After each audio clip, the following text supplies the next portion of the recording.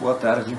Esta é a quinta aula em regime de ensino remoto emergencial da disciplina Tópicos Especiais de Metafísica 1, segundo semestre letivo de 2020. Recapitulando brevemente o que nós vimos na aula passada. Em primeiro lugar, a estrutura geral da prova de McTaggart. É muito simples, como nós vimos. É um modus tollens ostensivamente válido. Isso é, a primeira vista válido e a segunda e terceira vista válido ainda também. A primeira premissa diz que não há tempo sem mudança. A segunda diz que não há mudança sem série A. A terceira diz que a suposição de que a série A é real implica contradição. E daí nós deduzimos então que não pode haver série A, portanto não pode haver mudança, portanto não pode haver tempo. Não há tempo. Tudo que há é eterno. Não há tempo e não há mudança também, claro. Tudo que há é eterno, atemporal e imutável. Bom, dito isso, o que mais que nós vimos acerca da estrutura geral dessa prova? Ela tem três premissas: não há tempo sem mudança, não há mudança sem série A e não pode haver série A. Para a segunda premissa, não pode haver mudança sem série A, McTaggart apresenta um subargumento, um argumento específico, cuja conclusão é essa premissa da prova. Ele chama esse argumento a primeira parte da prova da irrealidade do tempo. Para a terceira premissa, de que a suposição de que a série A é real implica contradição, McTaggart apresenta também um subargumento específico, que ele chama a segunda parte da prova. E para a primeira premissa, que não há tempo sem mudança, bom, para essa, McTaggart não apresenta nenhum argumento. Ao contrário, ele diz que não precisa. Ele diz que isso seria, diz ele, eu suponho, universalmente admitido. E em 1908, como em 1927, ou 25, quando ele morreu, e deu a última versão nesse texto, 27 foi publicado, ele tinha razão de pensar assim. Por quê? Porque nos mais de 20 séculos que precederam McTaggart, essa posição não foi disputada por ninguém. Todo mundo é explícito. Kant, por exemplo, é um dos poucos filósofos que ainda se dá o trabalho de dizer com todas as letras: não pode haver tempo sem mudança, falar na crítica da razão pura. Mas todo mundo aceita isso aí, de fato. Isso não quer dizer que isso foi sempre aceito. Ao contrário, como nós vimos, na antiguidade foi travado um debate. E filósofos como Platão e Aristóteles, que pensavam que não pode haver tempo sem mudança, não puderam se permitir fazer como McTaggart, dizer: não, isso aqui não requer prova, isso todo mundo aceita. Não, nem todo mundo aceita, e eles se viram compelidos a oferecer argumentos em favor dessa tese. Platão faz isso no Timeu e Aristóteles faz isso na Física. E nós demos uma olhada na aula passada no argumento de Aristóteles. Por que eles precisavam fazer isso? Porque havia quem sustentava ao contrário, que pode haver tempo sem mudança. Que nós podemos perfeitamente conceber um universo totalmente estático, portanto um universo em que nada está acontecendo, não há mudança, e onde, mesmo assim, o tempo está transcorrendo. Dentre os antigos antecessores de Platão que defenderam essa tese, encontram-se Empédocles e Anaxágoras. Dentre os sucessores de Platão que defenderam essa tese, encontra-se o neoplatônico Jâmblico. Portanto, não era de modo algum consensual. Uma excelente apresentação do debate na antiguidade se encontra no importante livro de Richard Sorabji, Time, Creation and the Continuum, do qual a gente tem um PDF integral no Dropbox, na nossa bibliografia do semestre. Então, em primeiro lugar, historicamente houve um debate. Acontece simplesmente que o partido dos que defendiam que não pode haver tempo sem mudança ganhou essa discussão. Platão e Aristóteles ganharam esse debate e os seus opositores foram silenciados por 20 séculos. Essa era a situação até McTaggart entrar em cena. Bom, de McTaggart para cá, passaram-se 100 anos e a situação voltou a se modificar.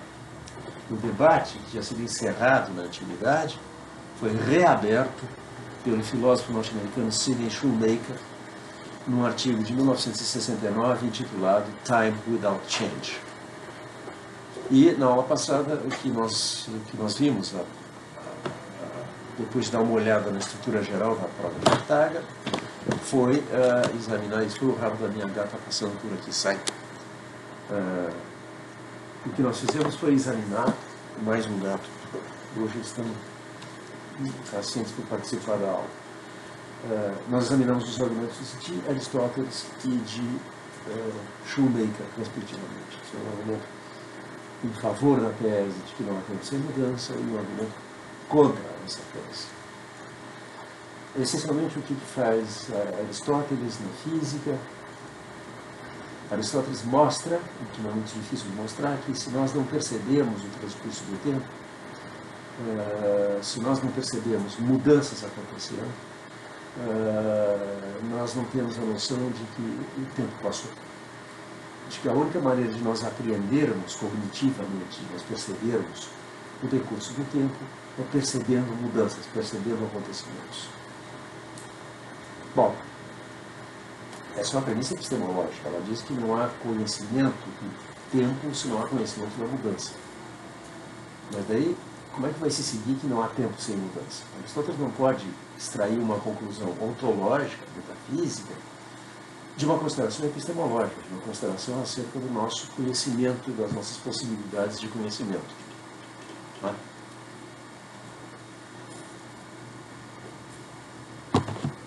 De fato, ele precisa de duas premissas adicionais, conectando essas considerações epistemológicas com considerações propriamente metafísicas. A primeira não é problemática e é a seguinte: você não pode perceber mudança onde não há mudança. Então, se a percepção do tempo, a apreensão cognitiva do tempo, se a apreensão do tempo requer a apreensão de mudança, a apreensão do tempo requer mudança, porque não pode haver apreensão de mudança sem mudança. Eu não posso apreender quando não há nada para ser apreendido. Mas isso ainda não é suficiente. O que faltou agora é conectar a mudança com o tempo. E aqui a premissa de que Aristóteles precisaria, o que nós estamos fazendo? Nós estamos tentativamente, e eu aqui estou seguindo a interpretação de Sorabji, suprindo as lacunas do argumento de Aristóteles. O argumento é comum nos textos de Aristóteles, que, ao contrário dos de Platão, são notas de aula, são anotações esquemáticas, muitas vezes deixam coisas lacunares, coisas ficam implícitas e o leitor tem que preencher. Nós estamos tratando de preencher as lacunas nesse argumento. E a premissa adicional que precisa para conectar agora a apreensão do decurso do tempo, não apenas com a mudança real, mas com o tempo real, seria uma premissa que dissesse algo como que a ideia de um tempo cognitivamente inapreensível é ou sem sentido ou falsa. Sem sentido não é. O argumento de Aristóteles não é um argumento que parta de considerações acerca do que faz e do que não faz sentido. Agora, que essa tese seja uma tese falsa, isso é perfeitamente compatível com a filosofia de Aristóteles. Aquilo que ninguém disputa, isso deve ser tomado como verdadeiro. O que é aceito pela maioria dos homens, e aquilo sobre o que não há discussão, isso pode ser considerado verdadeiro.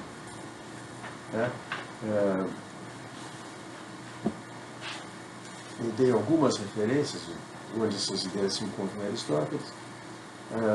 A ideia primeira é que o método correto da filosofia consiste em partir do que é aceito, da opinião comum, endoxa, do que é aceito em geral, ou pelos homens em geral, ou pelos filósofos. Se elementos que levam a perplexidades nessas opiniões recebidas chegam a ser modificados, o que permanece, o saldo líquido da investigação, é verdade. Exemplos: Ética Nicômaco 1145b 2 a 7, 1146b 6 a 8. Ainda mais, uma opinião aceita por todos é incontestável.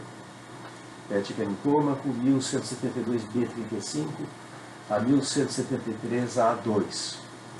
E Física 196b 14. E claramente a opinião de que o tempo pode ser percebido e de que a gente pode saber, ao menos, aproximativamente quanto tempo passou, está nessa categoria. Portanto, a tese de que a ideia, a suposição de um tempo cognitivamente inapreensível é falsa, é compatível com a filosofia de Aristóteles. E nós temos aqui o que nós precisamos para fechar as lacunas. Primeira premissa: não pode haver apreensão do tempo se não houver apreensão de mudança. Segunda premissa: não pode haver apreensão de mudança se não há mudança. Terceira premissa: não pode haver mudança se não há apreensão do tempo.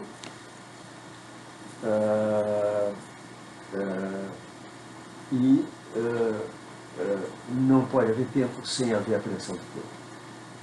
Com isso chegamos à conclusão: não pode haver tempo sem mudança. Muito bem, esse resultado salvo líquido do debate na antiguidade, debate, portanto, que Platão e Aristóteles ganharam. Isso é impugnado por Shoemaker em Time Without Change, de 1969. Vou lembrar brevemente o experimento imaginário de Shoemaker. Shoemaker nos convida a imaginar um universo constituído por 3 regiões.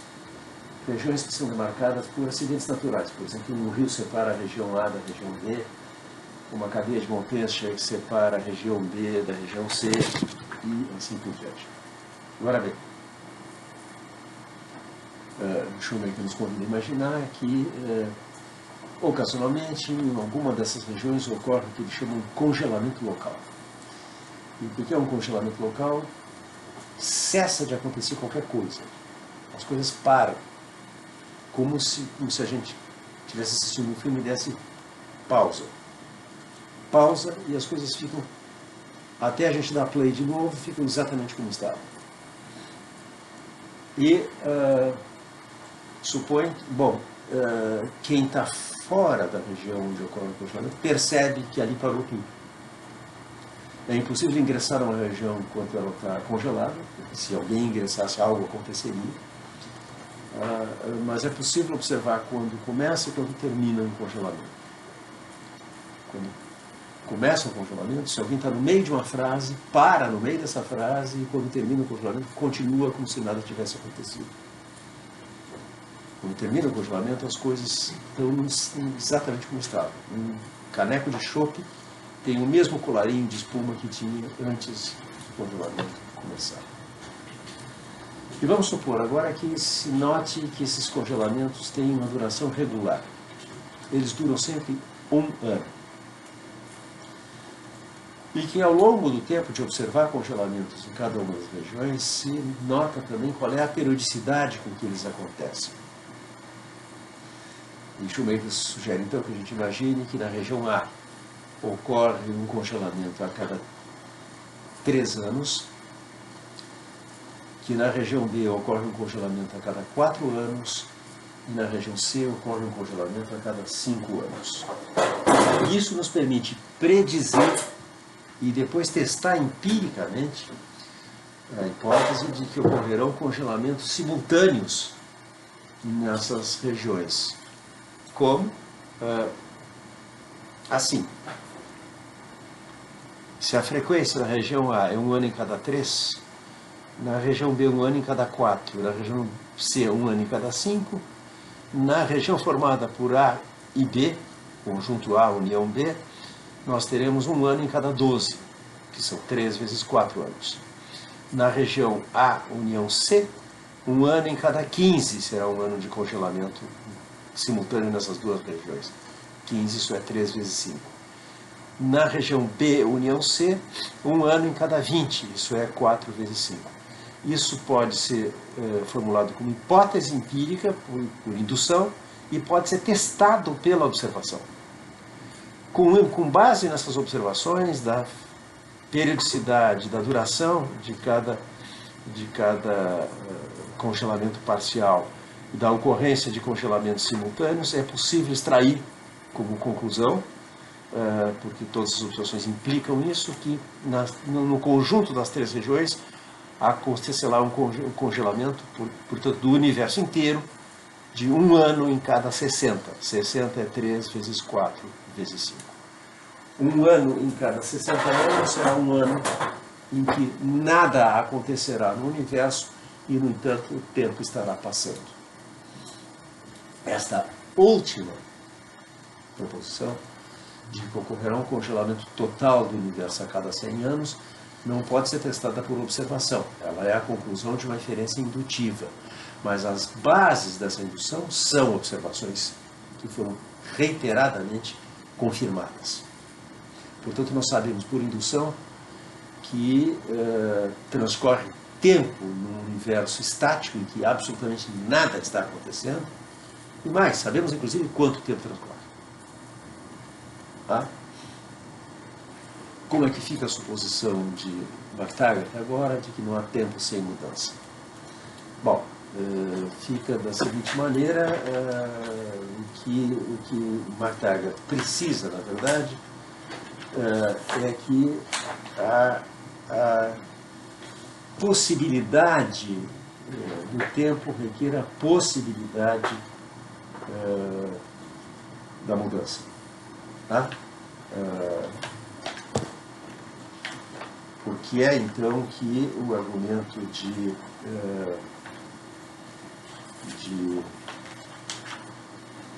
McTaggart o argumento, perdão, de Shoemaker não abole simplesmente a premissa de McTaggart. E aqui a gente pode extrair do exame das restrições do experimento imaginário de Shoemaker. O Shoemaker não apenas não diz que a apreensão do decurso do tempo não requer a apreensão de mudança, ao contrário, ele supõe isso. Porque é só observando o início e o fim de congelamentos que nós notamos que transcorre tempo.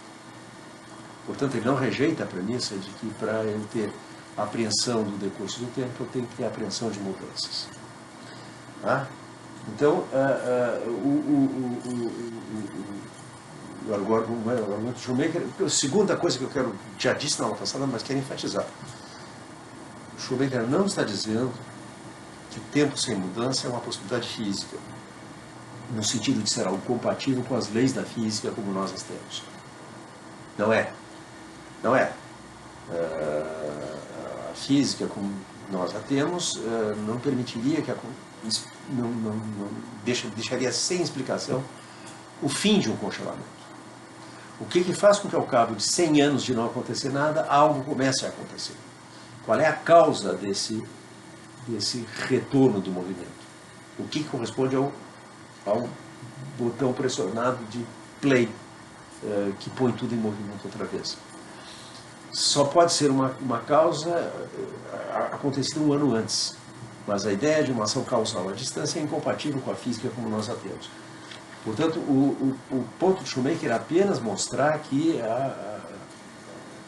o tempo sem mudança não é uma impossibilidade lógica, que não é uma verdade analítica, que não há tempo sem mudança. Apenas isso.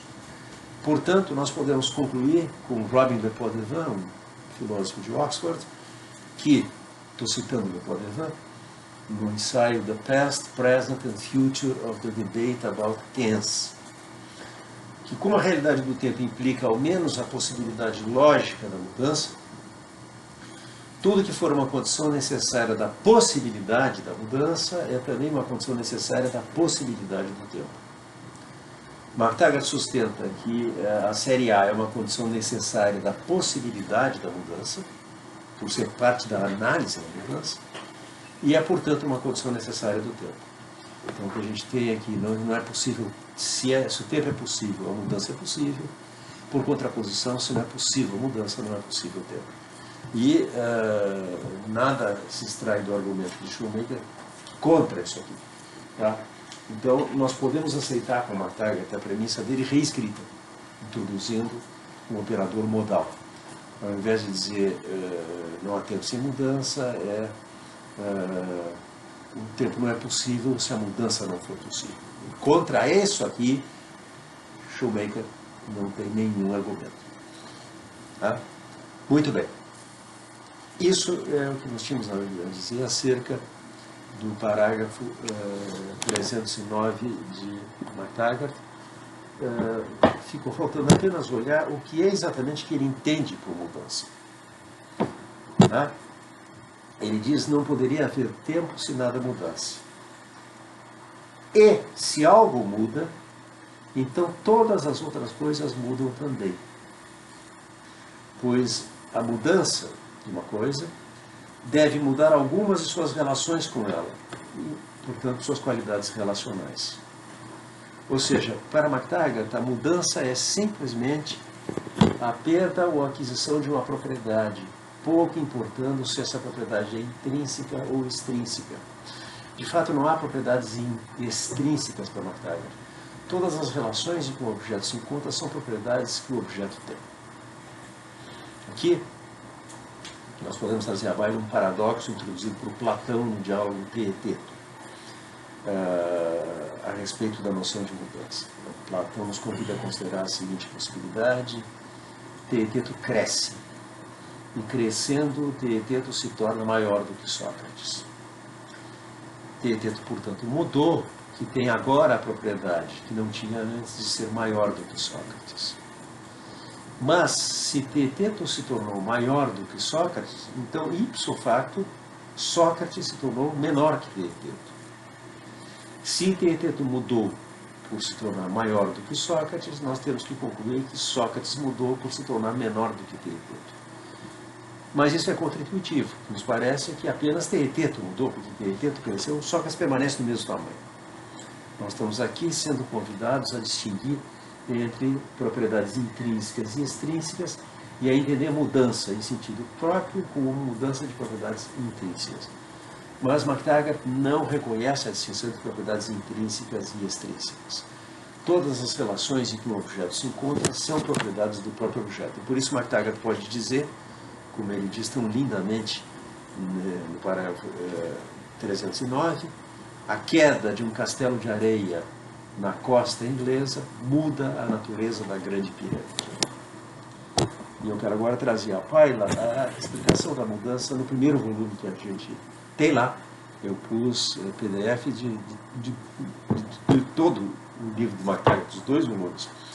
No parágrafo 86, que está no capítulo 9, características derivativas do primeiro volume, McTaggart explica o seguinte: se uma substância muda, todas as substâncias devem mudar. Se A e B são 2 substâncias quaisquer, devem estar relacionadas por semelhança e por diferença. Pelo menos. No mínimo, por semelhança e por diferença, ele está dizendo. Se A muda, então o objeto com o qual B está numa certa relação mudou. Mas, se B mantém as mesmas relações com o A que mudou, o objeto com o qual ele as tem terá agora uma natureza diferente. E assim a relação terá mudado também. Em vez de ter a relação XY com uma substância com a natureza PQIR, ele agora tem com uma substância com a natureza PQIS. E isso significará que uma qualidade derivativa em B mudou e, por conseguinte, que a natureza de B mudou. Mais ainda, o passado mudará. Em 1900, a coroação da Rainha Vitória foi a última coroação de uma rainha britânica. Em 1903, deixou de ser uma mudança na natureza que ocorreu mais do que 60 anos depois do evento.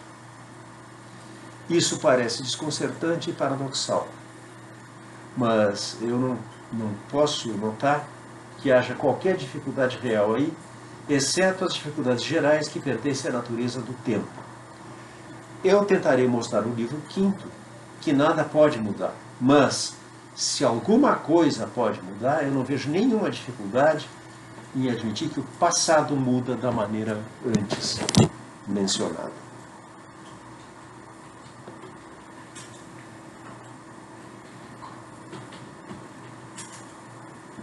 Portanto, agora ele diz, se uma série B sem uma série A pode constituir tempo, a mudança deve ser possível sem uma série A. Vamos supor que as distinções entre passado, presente e futuro não pertencem à realidade. Certo? Vamos supor, como Russell, que o tempo físico é constituído pela série B, antes e depois, e que a série A é apenas a nossa experiência do tempo, ou como diz Russell, o tempo mental. De tal sorte que se não houvesse nenhuma consciência no universo, não haveria passado, presente ou futuro, embora continuasse a haver antes e depois. Tá? Então, do parágrafo 310 ao parágrafo 324, McTaggart apresentará seu argumento em favor da tese de que não há mudança na série B. Lembra que ele já tinha dito ao introduzir as distinções das duas séries, que as relações na série B são permanentes. Se A precede B, não há nenhum tempo em que A não preceda B. Quer quando A é futuro próximo e B é futuro remoto, A é presente e B é futuro, A é passado e B é presente, A é passado mais remoto do que B e assim por diante. A relação de antes e depois não sofre alteração. Em troca, um acontecimento que era futuro foi depois presente e agora é passado e continua se tornando sempre mais passado à medida que o tempo muda. Nota ao parágrafo 311, nós já vamos chegar nos parágrafos 310 e 11, mas reiterando alguma coisa que já foi introduzida como nós no primeiro volume, o passado, portanto, está sempre mudando, se a série A é real. Pois a cada momento um evento passado se torna mais passado do que era antes. Isso resulta da realidade da série A. E é independente da verdade da nossa tese de que toda mudança depende exclusivamente da série A. Vale a pena mencionar isso, porque a maioria das pessoas combina a ideia de que a série A é real com a ideia de que o passado não pode mudar. Uma combinação inconsistente, incoerente. O senso comum é incoerente, se supõe que há objetivamente passado, presente e futuro, mas ao mesmo tempo supõe que o passado não pode mudar. Bom, muito bem. O argumento propriamente dito de McTaggart, tal como ele já se encontrava no artigo de 1908, The Unreality of Time, está contido nos parágrafos 310 a 312. No parágrafo 313, McTaggart introduz uma objeção, que é uma objeção que ele atribui a Russell. Não é que o Russell esteja respondendo a McTaggart, mas as ideias de Russell podem ser usadas contra McTaggart. E aqui McTaggart traz à baila 2 horas de considerações metafísicas sobre a natureza da mudança, tais como se encontram no livro de 1903 de Russell, The Principles of Mathematics, no capítulo sobre movimento, e considerações epistemológicas, tais como ocorre no artigo de 1915, On the Experience of Time. 314 a 316, McTaggart responde ao argumento metafísico de Russell e extrai da sua crítica a Russell um corolário que vai se dar maior importância para tudo que vai se seguir, a saber que só há mudança se há proposições com valor de verdade variável, proposições que em tempos diferentes têm valores de verdade diferentes. E depois de 318, em 318, ele responde ao argumento epistemológico de Russell. E nos parágrafos 319 a 321, McTaggart considera um outro tipo de objeção que alguém, e aí é o interlocutor imaginário, que alguém poderia formular, apelando para séries temporais inexistentes, tais como a série dos acontecimentos de um texto ficcional. Por exemplo, deles são as aventuras de Dom Quixote no livro de Cervantes.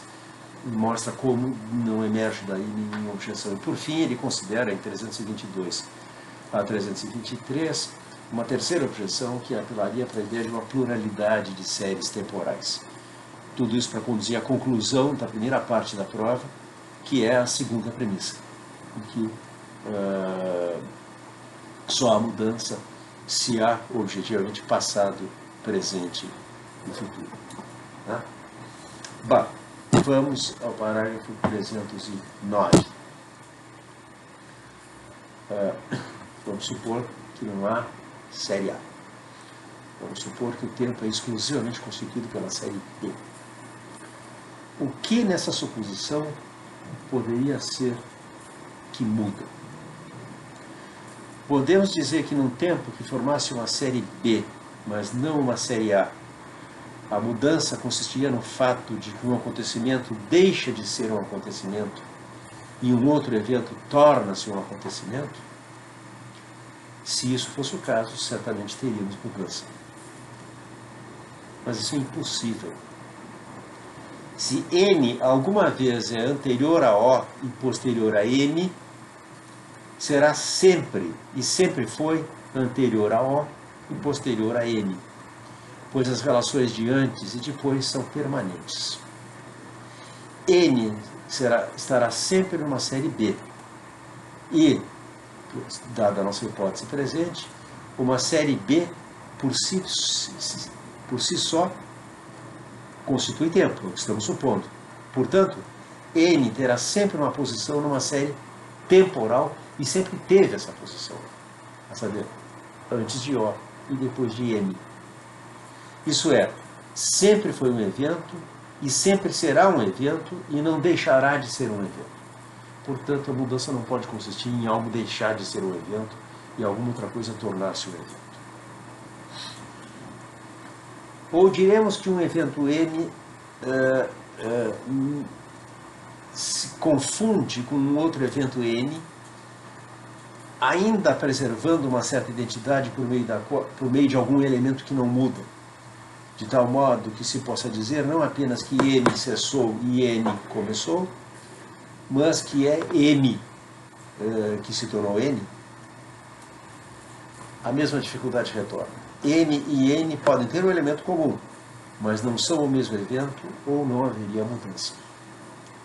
Entre Sócrates sentado e Sócrates em pé, você pode ter um elemento comum que é Sócrates, mas não são o mesmo evento ou não teria havido mudança. Se, portanto, M se tornasse M num certo momento, então, nesse momento, M teria deixado de ser M e M teria começado a ser N.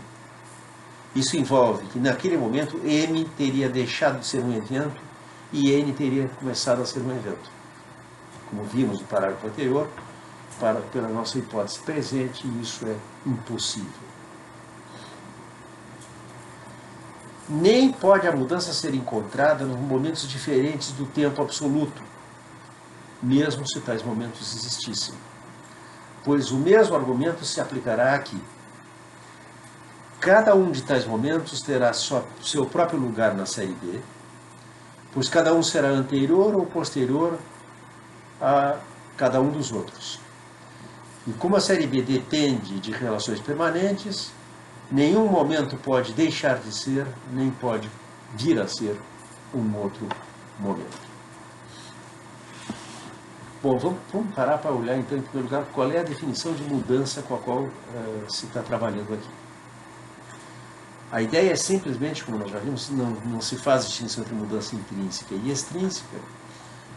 Um objeto A muda se e somente se para alguma propriedade F, F de x é verdadeiro de A num certo tempo t e falso de A num certo tempo t'. Essa definição, assim como está, é aceita tanto por Russell como por McTaggart. E como uma definição que trata a mudança como uma aquisição ou perda de propriedades quaisquer, sem introduzir nenhuma distinção entre propriedades intrínsecas e extrínsecas, é a espécie de mudança que Peter Gitt chamou Cambridge Change, mudança cantabrigiana, em referência ao fato de que os principais filósofos de Cambridge que refletiram sobre a noção de mudança, justamente McTaggart e Russell, aceitam essa definição. Tá? Mudança cantabrigiana é a aquisição ou perda de propriedades. Quando Teeteto se torna maior do que Sócrates, e, portanto, Sócrates se torna menor do que Teeteto, Sócrates sofreu mudança cantabrigiana. Toda mudança é a mudança cantabrigiana, é a aquisição ou perda de propriedades. Por outro lado, toda mudança cantabrigiana pressupõe alguma mudança real. Sócrates só se torna menor do que Teeteto porque Teeteto se torna maior do que Sócrates. E Teeteto só se torna maior do que Sócrates porque ele cresceu. Tá? McTaggart afirma que sempre que algo muda, tudo mais muda, inclusive o passado. E é demonstrável que algo sofre mudança, se algo sofre mudança real, tudo mais sofre alguma mudança cantabrigiana. Por isso que a queda de um castelo de areia no litoral da Inglaterra muda a natureza da Grande Pirâmide. O que é natureza, definição do parágrafo 64 no primeiro volume, todas as qualidades possuídas por uma coisa formam uma qualidade composta. E esta qualidade composta pode ser chamada a natureza da coisa. Portanto, a natureza de uma coisa é o conjunto das suas propriedades. Agora bem, eu dei uma definição que é neutra entre a leitura de McTaggart e a leitura de Russell. Diz simplesmente que um objeto A muda se e somente se para uma propriedade F, f de x é verdadeiro de A num certo tempo t e falso de A num certo outro tempo t'. Essa minha formulação é ambígua, deliberadamente ambígua, permitindo duas leituras diferentes da cláusula f de x é verdadeiro de A no tempo t. Eu quero agora tornar louça para comparar essas duas leituras. Ok, a definição neutra entre duas leituras possíveis que vão ser oferecidas justamente por McTaggart e por Russell, e esse vai ser a essência do desacordo entre os dois. A definição neutra, a definição mínima de mudança é que um objeto A muda se e somente se para alguma propriedade f qualquer, f de x é verdadeiro de A num certo tempo t e falso de A num certo outro tempo t'. O que eu não expliquei é o que significa dizer que f de x é verdadeiro de A num certo tempo t. Porque isso comporta duas leituras que eu vou chamar respectivamente A e B, porque, como nós vamos dizer, elas envolvem implicitamente o apelo ou à série A ou à série B para explicar a mudança. E aqui estão essas duas leituras. A leitura A, que é a de McTaggart, é f de x é verdadeiro de A em T, significa que a proposição f de A é uma proposição verdadeira em T. Então, introduz-se a ideia de uma proposição ser verdadeira num certo tempo, o que é perfeitamente compatível com essa mesma proposição ser falsa num outro tempo. A leitura D, em troca, é a leitura de Russell. E a leitura de Russell, você não tem a ideia de verdade temporal, a verdade é uma propriedade atemporal de proposições, e a proposição diz que A está na relação F com T, esta proposição A está na relação F com T, F de AT, é verdadeiro. Quando? Sempre, a qualquer momento. Então nós temos duas noções diferentes. F de A é verdadeiro em T e falso em T'. E temos que F de A em T é verdadeiro e F de A em T' é falso. Dessa segunda definição, que é a definição de Russell, McTaggart sustentará que ela é materialmente inadequada, que isso não é uma definição de mudança. Na série B, nada sofre mudança. Tá?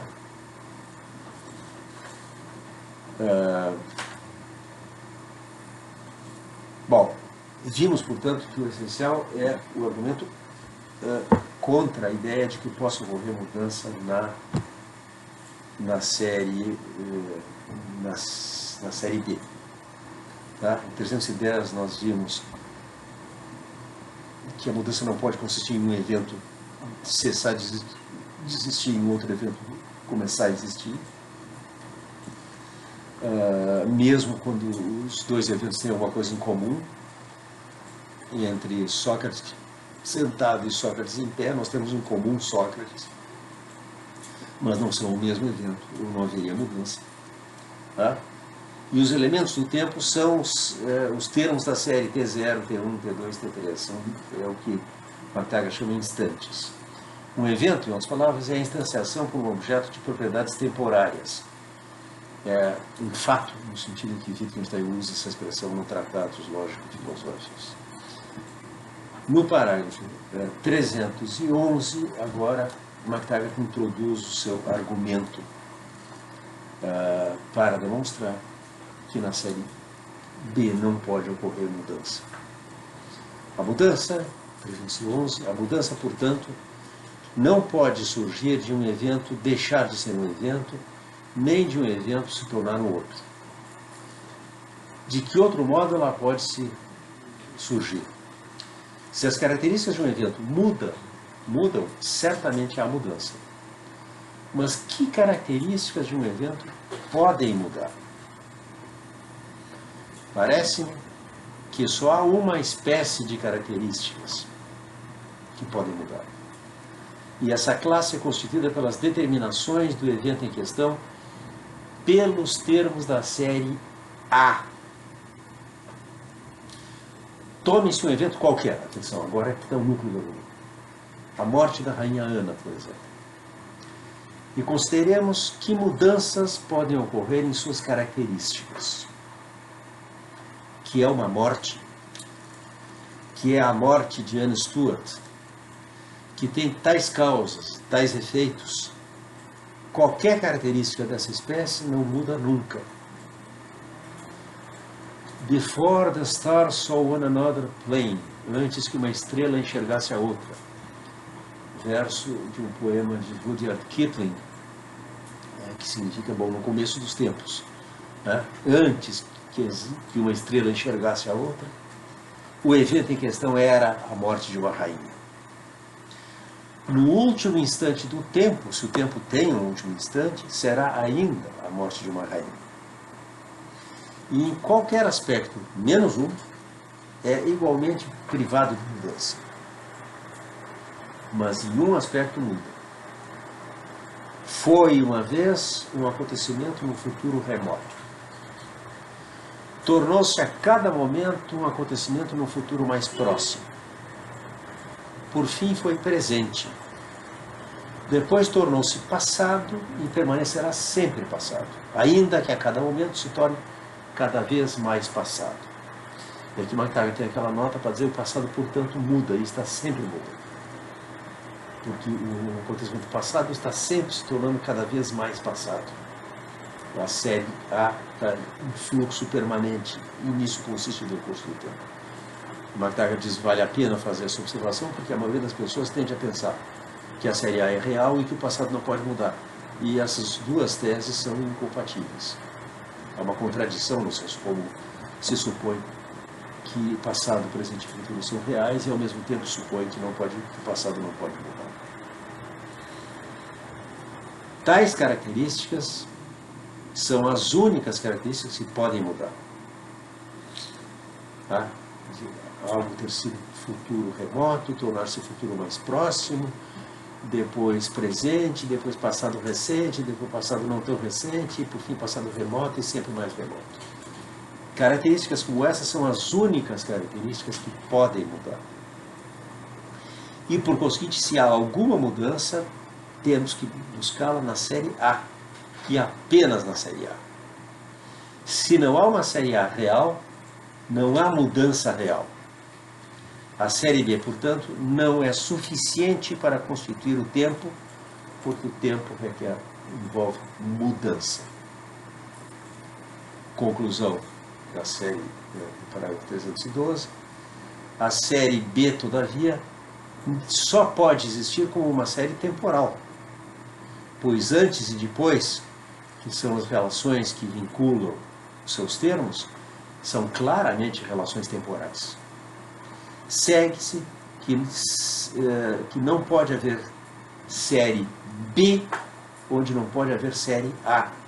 Pois sem série A não há tempo. Como queríamos demonstrar.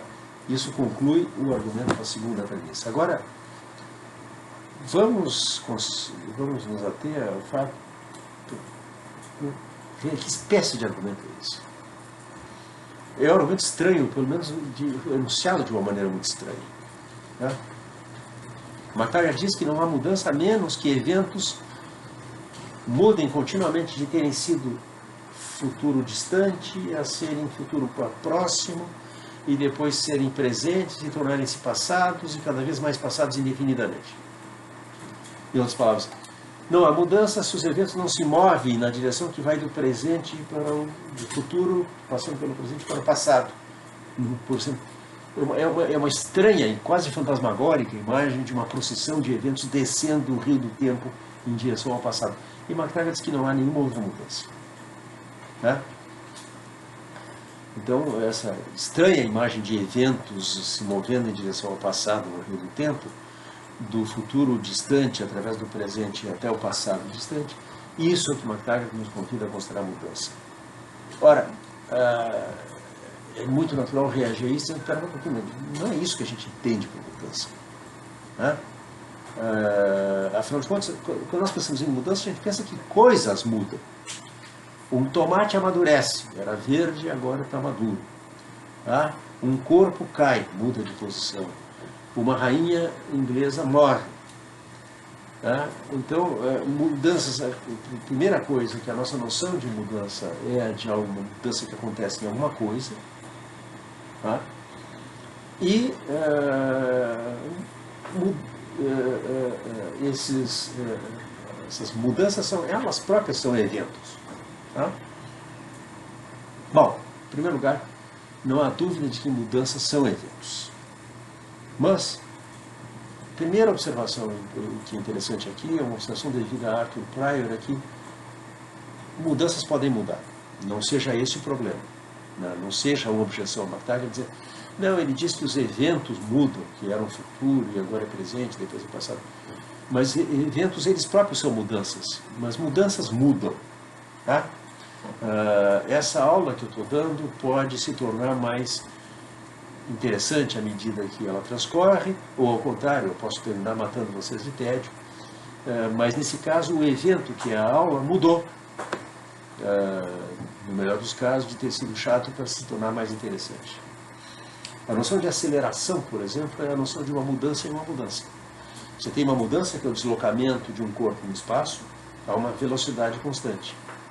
E agora você tem o seguinte, que esse deslocamento do corpo no espaço, que é uma mudança, está sofrendo mudança porque a velocidade está acelerando. A noção de aceleração pareceu estranha aos primeiros filósofos e cientistas que a consideraram, porque era exatamente a noção de uma mudança em uma mudança. 20 km por hora. Isso é, a cada hora, a velocidade do corpo sofre uma aceleração de 20 km por hora. São 20 km por hora a cada hora. Isso é aceleração. Então, em primeiro lugar, não é uma objeção a MacTaggart dizer que eventos são mudanças. Porque mudanças mudam. Tá? Mesmo assim, a única espécie de mudança que MacTaggart parece considerar é curiosa, esse deslocamento em direção ao passado de acontecimentos. Bom, o que isso tem a ver com um tomate amadurecer, uma folha cair, uma rainha inglesa morrer? Porque esses são os nossos exemplos paradigmáticos de mudança. Se MacTaggart não estiver falando disso, se a concepção de mudança de MacTaggart não der conta do amadurecimento de uma fruta, então o argumento dele não tem nada a ver com o que nós entendemos por mudança e é simplesmente irrelevante. Tá? Então, a pergunta é, o que significa essa ideia de eventos deixarem de ser futuro, se tornarem presentes e irem ao passado? Bom, eu creio que aqui o começo da lucidez é conceber que falar em passadidade, futuridade, presentidade como propriedades de eventos é estranho sim. Tá? Mas o que eu vou sustentar é que isso é apenas um jargão que McCarthy emprega para analisar o discurso cotidiano, onde verbos flexionados temporalmente descrevem acontecimentos e, portanto, mudanças. Tá? Milton falava assim, McCarthy está regimentando os enunciados flexionados temporalmente para identificar o que torna verdadeiro ou falso qualquer proposição ou conjunto de proposições que pretenda satisfazer o critério da mudança. Né? Para ver isso, para perceber que falar da passadidade, presentidade ou futuridade de um evento como as únicas propriedades que mudam, né? Aqui um pouco de gramática vai nos ajudar. Designadores de eventos, por exemplo, a queda da Rainha Ana, ou o descobrimento do Brasil, ou a morte da Rainha Ana, né? A morte da Rainha Ana, o descobrimento do Brasil, ou a queda do Muro de Berlim, são, como Peter Gitt nos lembra no seu livrinho sobre McTaggart, o que os gramáticos chamam de sentenças ou frases nominalizadas. O primeiro passo para analisar a linguagem regimentada de McTaggart é recuperar as frases que foram nominalizadas. Isso é, de a morte da Rainha Ana, recuperar a frase a Rainha Ana morre. De o descobrimento do Brasil, recobrar o Brasil é descoberto. De a queda do Muro de Berlim, recobrar o Muro de Berlim cai. E o próximo passo é esclarecer o que esses aparentes predicados é passado, é presente ou futuro estão fazendo aqui. Se eles são realmente predicados, se eles não são realmente predicados, se eles estão aqui para representar tempos verbais. Tá? Então eu tenho assim, a Rainha Ana morre, e agora eu digo que isso é passado, presente ou futuro, isto é, que a Rainha Ana morreu, ou que a Rainha Ana está morrendo, ou que a Rainha Ana morrerá. Então, a minha sugestão é que esses é passado, é presente, é futuro de McTaggart, que parecem ser propriedades monádicas de eventos, são de fato a representação das flexões temporais dos verbos. Passadamente, é uma adjunta adverbial, não um predicado, mas uma modificação adverbial. No passado, a Rainha Ana morre, isso é, a Rainha Ana morreu. No presente, a Rainha Ana morre, isso é, a Rainha Ana está morrendo. No futuro, a Rainha Ana morre, isso é, a Rainha Ana morrerá. Né? Se, portanto, os predicados é passado, é presente e futuro não são realmente predicados, sim advérbios, modificações adverbiais, então os designadores de eventos também não são sujeitos lógicos. Se algo não é logicamente um predicado, não é predicado de um sujeito lógico. Eu creio que a maneira de entender isso é a que foi introduzida por Arthur Prior, o pai, o fundador da lógica temporal. Num artigo que vocês encontram na nossa bibliografia do Dropbox, intitulado Mudanças em Eventos e Mudanças em Coisas, Prior sugere que a melhor maneira de lidar com esses predicados é tratá-los como modificações adverbiais. Deixa eu só apanhar o livro do Prior, que eu quero comentar esse parágrafo. Vamos então ao ensaio Changes in Events and Changes in Things, em que Prior expõe os fundamentos conceituais, a análise conceitual subjacente à introdução da lógica temporal. Eu vou ter mais coisas sobre lógica temporal a dizer na próxima aula. Por hora, deixe-me dizer simplesmente que trata-se de uma variedade de lógica modal, em que ao invés dos operadores de necessidade e possibilidade, nós temos operadores que são advérbios, necessariamente, possivelmente são advérbios. Os advérbios relevantes aqui são passado, presente e futuro. Escreve Arthur Prior em Changes in Events and Changes in Things. Voltamos agora para o nosso tópico central. Eu quero sugerir que conjugar um verbo no passado, no tempo passado, no tempo futuro, é exatamente a mesma coisa que acrescentar um advérbio a uma frase. Eu estava tomando café da manhã, está para estou tomando café da manhã, exatamente como eu estou supostamente tomando café da manhã, está para estou tomando café da manhã. E é apenas um acidente histórico que nós, em geral, formemos o tempo pretérito modificando o tempo presente, isso é, trocando estou para estava, ao invés de acrescentar um advérbio. Não sei se Prior sabia, mas no mandarim, o principal idioma falado na China, não há tempos verbais, não há flexões temporais dos verbos. Há apenas advérbios de tempo. Tem um arquivo que eu pus no nosso Dropbox sobre isso, mas basicamente a ideia é a seguinte: para dizer iremos a Beijing amanhã, se diz nós ir Beijing amanhã. Para dizer nós fomos a Beijing no ano passado, se diz nós ir Beijing no ano passado. É o chinês dos personagens chineses de filme americano. É isso mesmo. A frase está no infinitivo, mas tem um advérbio que corresponde à flexão temporal. O que Prior está dizendo, então, é o seguinte, é que as flexões temporais dos verbos, logicamente, do ponto de vista lógico, são modificações adverbiais. E é uma espécie de exuberância expressiva das línguas naturais que nós tenhamos tanto advérbios de tempo quanto flexões temporais de verbos. E o que Prior fez foi tratar as flexões temporais como advérbios. Você tem um núcleo que diz assim, a Rayana morre, e você põe na frente algo como P, isso é, no passado, passadamente. E passadamente a Rayana morre, é a Rayana morreu. Tá? Então, em que pese a gramática de superfície, tempos são modificações adverbiais, e é isso que passado, presente e futuro se tornam quando a gente os aplica a frases inteiras, as frases que nós recuperamos dos nossos designadores de eventos. Que é isso que operadores temporais são num cálculo temporal como os que Prior introduziu.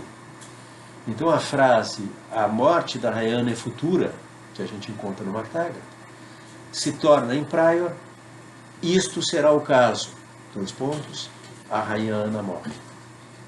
E ambos, a morte da Rayana é futura, de MacTaggart, e o isto será o caso, a Rayana morre, de Prior, resumem-se a dizer o que nós dizemos na linguagem ordinária, dizendo a Rayana morrerá. As três notações, a de MacTaggart, a de Prior e a da linguagem natural, têm a mesma capacidade expressiva, embora não sejam igualmente transparentes no que respeita à forma lógica. Né? Em qualquer caso, nós temos flexões temporais de verbos, portanto, modificações adverbiais.